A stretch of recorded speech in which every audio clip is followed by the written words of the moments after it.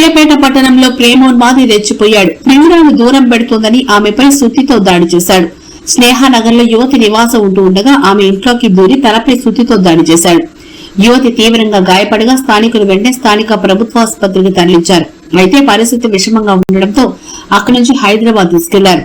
దాడి చేసిన అనంతరం స్థానికులు నిందితుడిని పట్టుకుని స్తంభానికి కట్టి దేహశుద్ధి చేశారు. అనంతరం పోలీసులకు సమాచారం అందించారు.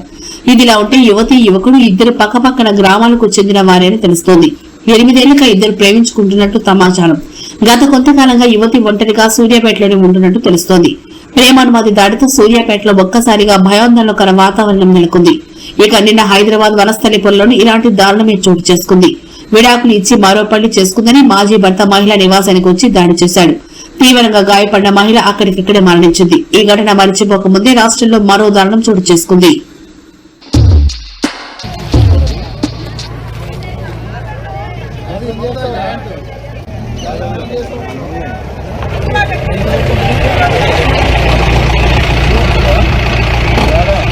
మళ్ళీకైనా అన్నీ ఉంటాయి అసలు ఎదురుగా కొనుకొచ్చుకుంటున్నది.